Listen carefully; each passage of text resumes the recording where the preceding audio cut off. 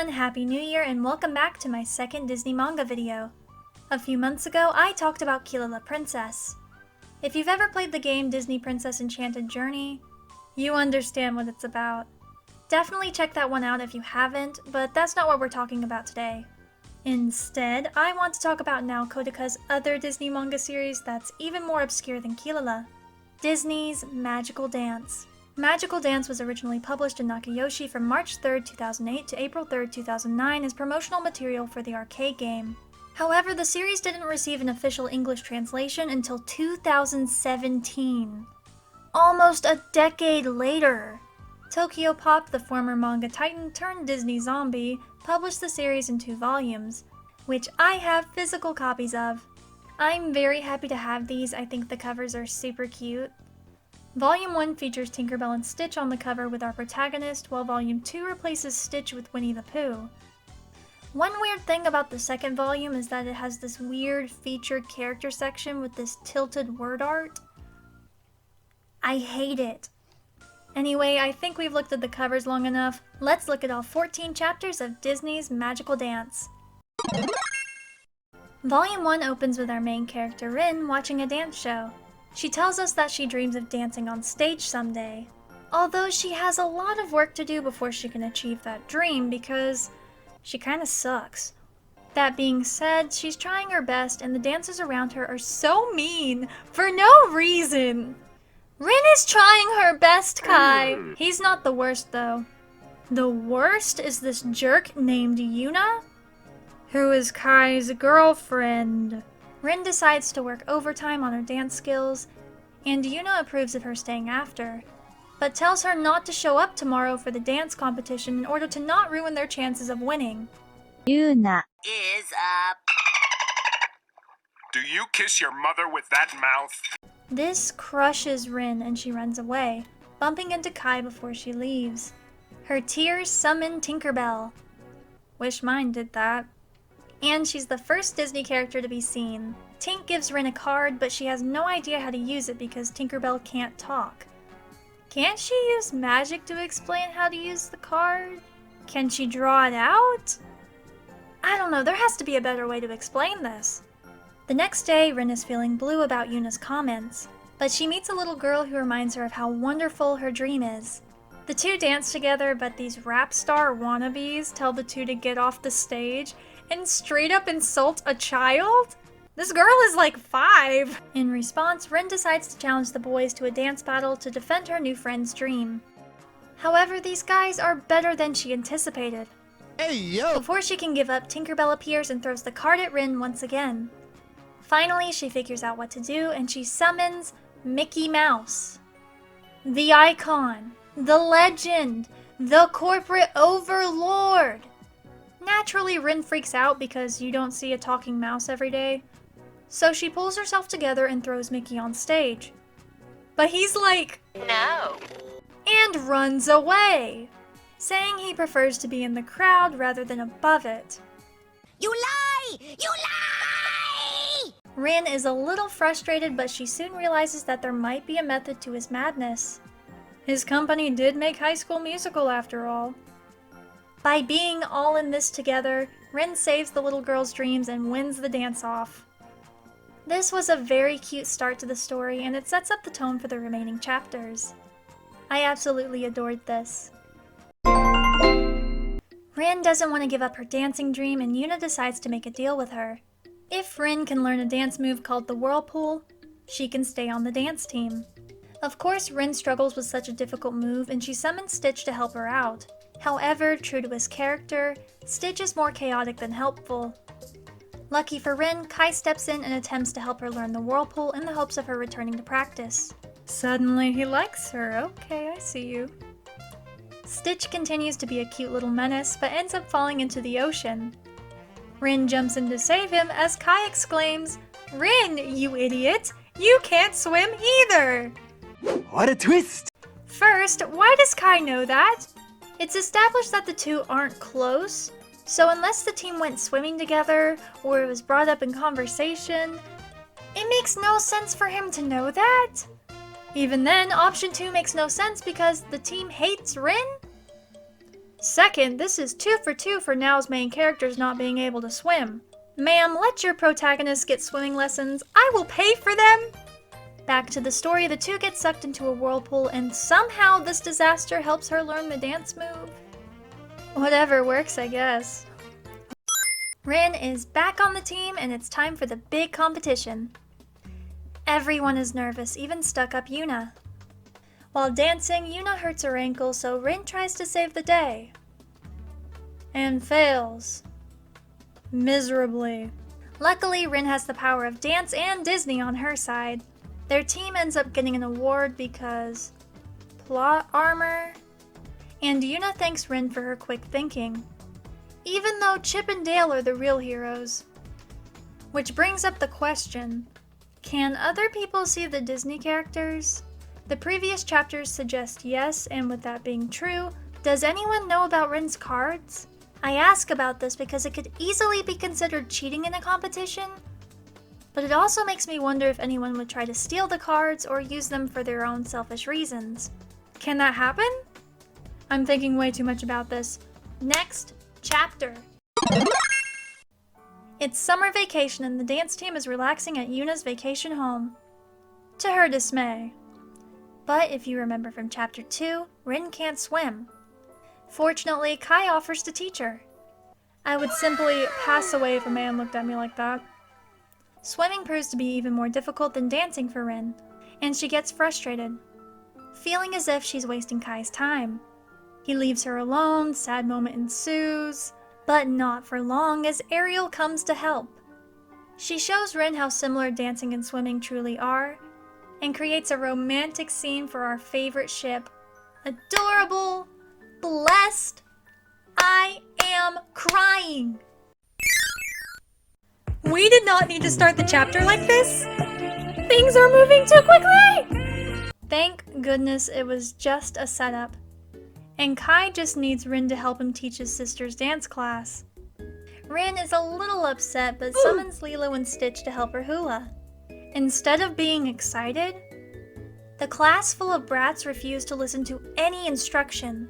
Their disrespect results in a fight, ending with the kids leaving. Rin, surprisingly, gets mad at Lilo and defends the crotch goblins. Side note, I do not hate kids, I promise. But dang, this got under my skin. Justice for Lilo. She was defending her passion. When Lilo runs off, Stitch stays with Rin, explaining Ohana and why Lilo acted the way she did. Rightfully so, I will die on this hill. After that sweet moment, the two make up and find a way to make the ungrateful kids love hula. This chapter is sweet. I think Stitch missed his calling and counseling. But I'm still siding with Lilo. Those kids are jerks. This chapter is so out of pocket. Rin is minding her own business, trying to stay cool during the summer heat wave, and her friends are like, "That's why Kai doesn't like you." Which that's incorrect. Have you idiots not been paying attention?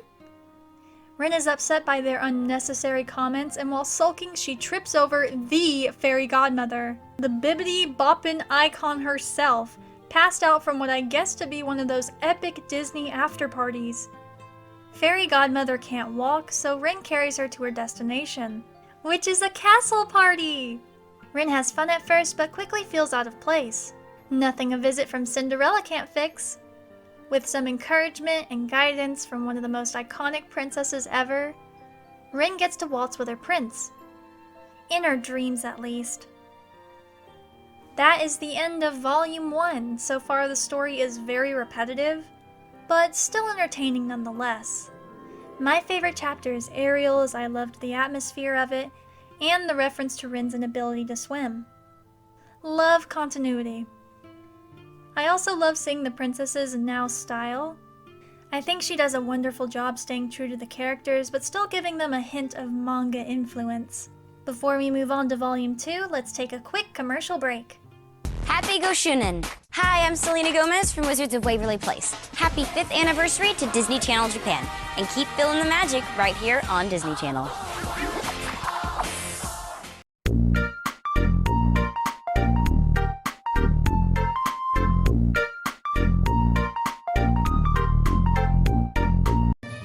Cinderella was a little girl. She loved to dance and twirl. In My First Princess Ballet Studio. Showtime! Check the mirror, climb the stairs. It's dancing time! Excitement's everywhere. Cinderella takes the floor. Now here's two princesses more. Ariel! Jasmine! Wow! Dancing is so much fun! Round and around they go. In My First Princess Encore! Ballet Studio. Ta-da! My First Princess Ballet Studio comes with Cinderella. Other ballerinas and batteries sold separately. Konnichiwa! Happy 5th anniversary to Disney Channel Japan. High School Musical. Mitane.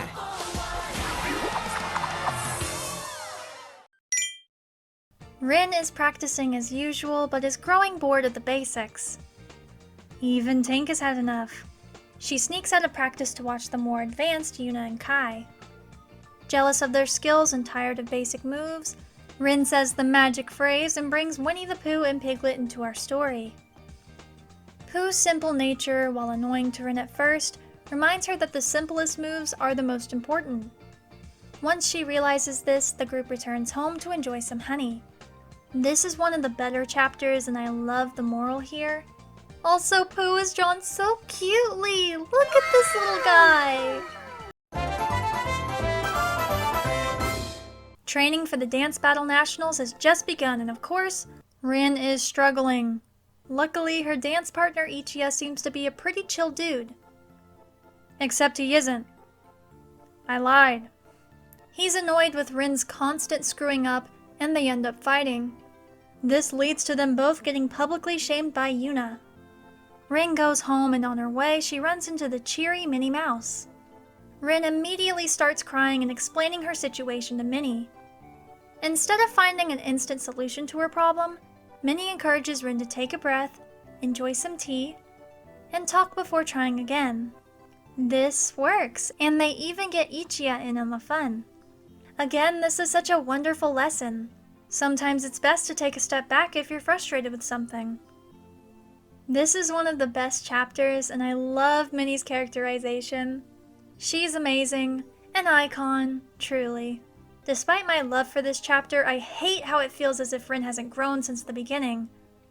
We've seen her learn new moves and grow as a dancer throughout these 8 chapters, and will continue to do so throughout the rest of the story.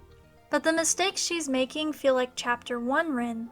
Everything else in the story moves fast except for her. Which is insane to me because she's the main character. We see her grow and yet she somehow finds a way to remain stagnant. Granted, dancing is a skill that takes a lot of time to perfect, but she should be past tripping people up by now. Again, I might be overthinking, this is just my opinion, and I did love this chapter. I just have some small gripes that don't really matter.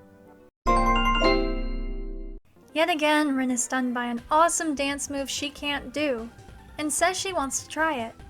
Instead of being supportive, everyone shuts her down. Even her beloved Kai.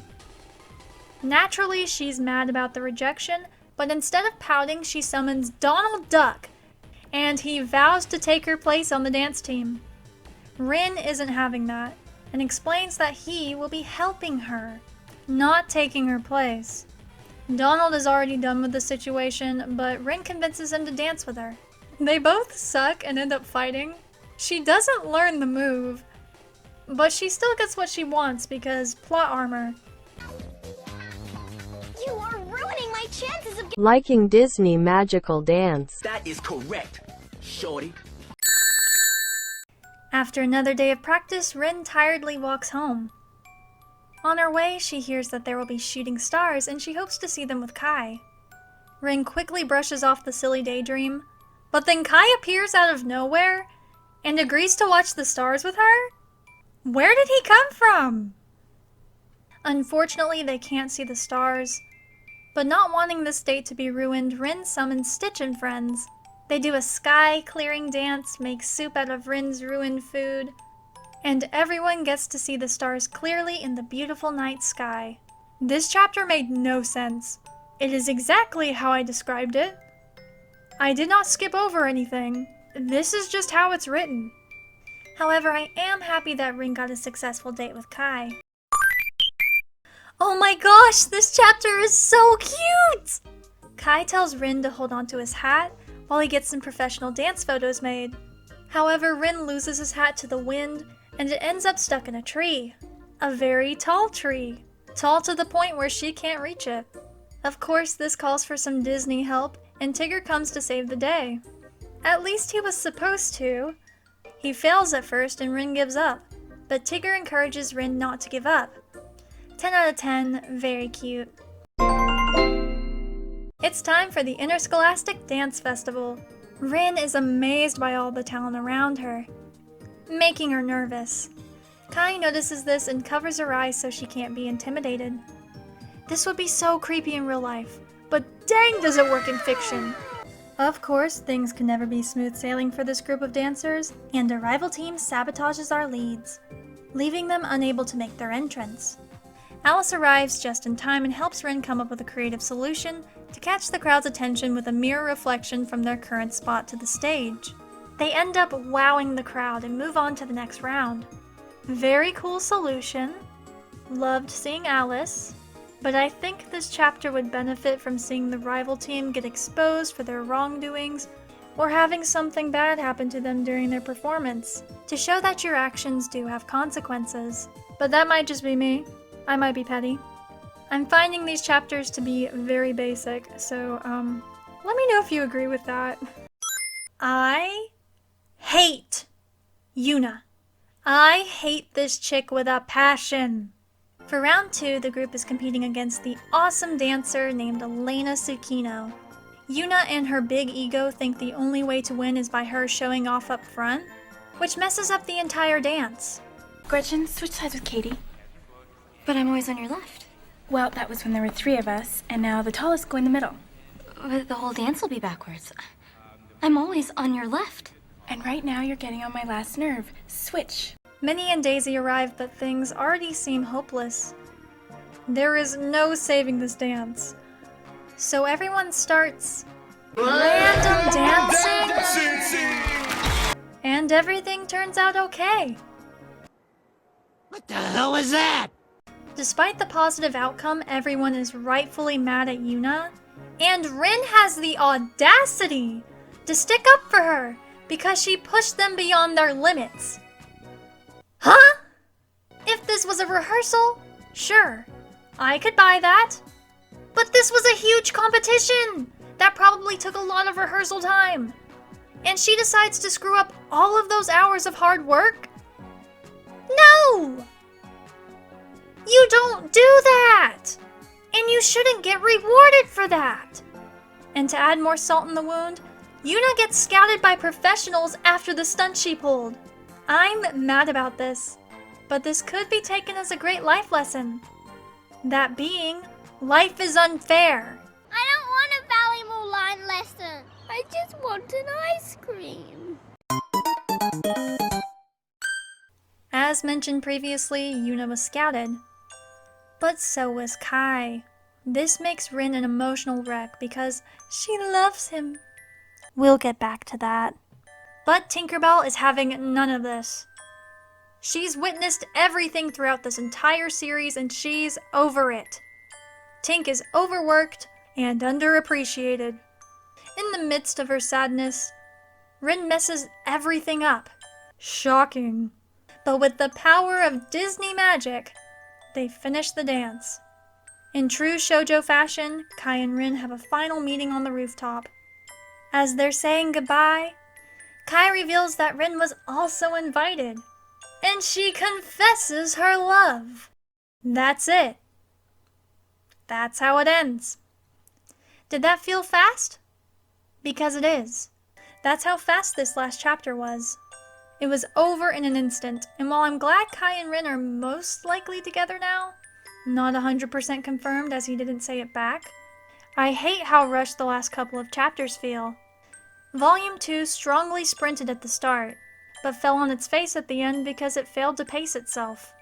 I feel like I've been very negative. Magical Dance isn't bad, but it's not good either. The setup was poorly done, and I think that there should have been more backstory for Rin, Yuna, and Kai. I would have loved more context as to why Yuna hates Rin so much. It feels deeper than Rin's a bad dancer. It would have made more sense for Yuna to hate Rin because of her growing relationship with Kai. I personally hate jealousy plotlines, but it would have made sense here. At the very least, it's implied, but I would have liked more clarification on that. Same with Kai and Rin's relationship. Why does Rin like Kai other than, tee-hee, he's a cool, cute dancer? She has no reason. We get no sweet backstory and instead get a half-hearted build-up that's inconsistent. They have super cute moments, the stargazing, the hat, even the ending was adorable, but it didn't feel earned. If you think about it, 14 chapters is a lot. A story doesn't need to be 1,000 pages to be good, but it does need focus. Disney Magical Dance is cute, but it lacks focus. You could argue that it doesn't matter because this was all supposed to be a promotion for the arcade game, but I think it does matter. Yes, the cameos are fun.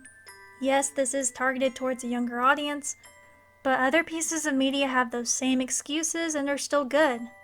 Now's other work, Kilala Princess, was a lot better than this and it only had 23 chapters. I can't find info on the production of this manga. My guess for the rushed ending is that the series was cancelled and now wasn't given much time to properly end the series. Because the last couple of chapters give me whiplash. They move so fast, just to meet an unfulfilling conclusion. If you would like to read the series yourself, I recommend it in small doses, and only if you're a Disney fan. If you'd like a better Disney manga with Nao's adorable style, please read Kilala Princess. It's an adorable series that has better pacing than this. Thanks for watching! I hope you enjoyed this video and will subscribe so you don't miss my future uploads. If you want more consistent content from me, follow me on TikTok. And Instagram, I'm trying to get that one going. I have lots of fun content on both of those. Lastly, troop on Hopelets, stay adorkable. Bye!